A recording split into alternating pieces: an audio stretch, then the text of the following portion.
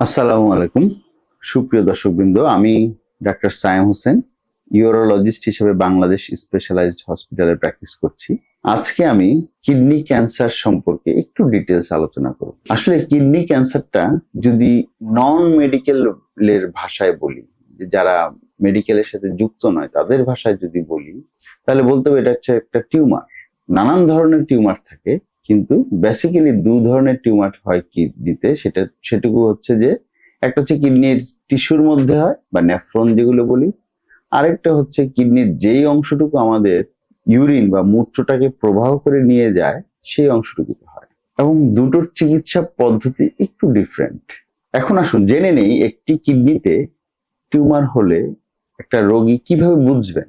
বেশিরভাগ ক্ষেত্রেই দেখা যায় যে রোগীরা জানেই না যে তার কিডনিতে একটি ক্যান্সার বা টিউমার হয়ে আছে। তারা অন্য কোনো কারণে পেটে গ্যাস্ট্রিকের জ্বালা বা অন্য কোনো কারণে আলট্রাসোনোগ্রাম করতে যায়, গিয়ে ধরা পড়ে যে তার কিডনিতে টিউমার রয়ে গিয়েছে। বাইরের দেশে যেটা হয়, ওরা রেগুলার চেক আপ করায়, কারণ ওদের ইন্স্যুরেন্স কাভার করে, তখন ওরা ধরা পড়ে ওদের টিউমার হচ্ছে।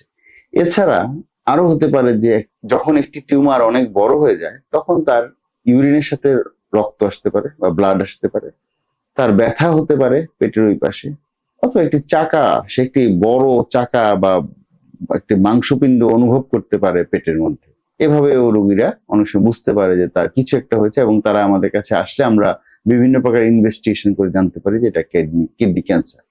এই কিডনি ক্যান্সার কাদের হয় বা কেন হয়? আসলে কিডনি ক্যান্সারের ডেফিনিট কারণ যদি বলি, সেগুলো জেনেটিক কারণ কিছু থাকে। এছাড়া যারা ধূমপান করে তাদের হতে পারে, যারা রঙের কাজ করে তাদের হতে পারে, যারা বিভিন্ন রকম কেমিক্যাল নিয়ে কাজ করে তাদের কিন্তু এই কিডনির নালিতে বা কিডনিতে ক্যান্সার হতে পারে। কিডনি ক্যান্সারের চিকিৎসা, এখন আসুন কিডনি ক্যান্সারের চিকিৎসা সম্পর্কে জানি। কিডনি ক্যান্সার ছোট হোক আর বড় হোক, আমাদের উদ্দেশ্য থাকে যে সেটাকে শরীর থেকে বের করে দেওয়া। যদি কিডনি ক্যান্সার খুব ছোট হয়, খুব ছোট, বা যদি এমন হয় যে কিডনিটাকে রেখে শুধু ক্যান্সার পোর্শনটাকে আমরা বাদ দিয়ে দিতে পারবো, সেক্ষেত্রে আমরা তাই করি, কিডনিটাকে সেভ করি। এটাকে বলা হয় নেফ্রন স্পেয়ারিং সার্জারি বা পার্শিয়াল নেফ্রেক্টমি বলা হয়। আর যদি কিডনি ক্যান্সার অনেক বড় হয় এবং অলমোস্ট পুরো কিডনিটাকে ধরে ফেলে, বা কিডনিটাকে দেখা যায় যে যদি টিউমার ফেলে দিই কিডনির আর তেমন কিছুই থাকে না, সেক্ষেত্রে আমরা পুরো কিডনিটাকে ফেলে দিই, বা রেডিক্যাল নেফ্রেক্টমি বলা হয় এটা ডাক্তারি ভাষায়, সেটা আমরা ফেলে দিই। এছাড়া যদি কিডনির নালিতে কিংবা কিডনির যে অংশটুকু ইউরিন প্রবাহ করে বা ক্যারি করে, সেগুলোতে যদি ক্যান্সার হয়, সেই ক্ষেত্রে সেই পাশের কিডনি, সেই নালী, কিডনির নালী এবং প্রস্রাবের থলির যে সংযোগ স্থল, সেগুলো পুরোটুকু অংশ একসাথে কেটে আমরা ফেলে দিই। এবং এই পুরো কাজটি কিন্তু আমরা ল্যাপারোস্কোপির মাধ্যমে করে থাকি। এতে সুবিধা হচ্ছে আমাদের যে আমরা জিনিসটা খুব ডিটেলস বড় আকারে দেখে দেখে করতে পারি, এবং আমাদের যে সাকসেস রেট, যে ক্যান্সার কিউর বা ক্যান্সার সরিয়ে ফেলার সাকসেস রেটটা অনেক বেশি। এবং এটা আমরা কিন্তু মুখের কথা বলছি না, এটা আমরা হিস্টোপ্যাথোলজিক্যালি আমরা প্রুভ করি। মাইক্রোস্কোপের নিচে নিয়ে দেখা যায় যে ল্যাপারোস্কোপির মাধ্যমে করলে আমাদের আউটকাম অনেক ভালো হয়, এবং পেশেন্টরাও খুব দ্রুত হসপিটাল ত্যাগ করতে পারে। তাদের কোনো পেটে বড় কাটা নেই, যেটা আগের ক্ষেত্রে একেবারে পুরো ছাতির নিচে পুরো অংশ কাটতে হতো, এখন সেগুলো দু চারটা ফুটো করতে হয়।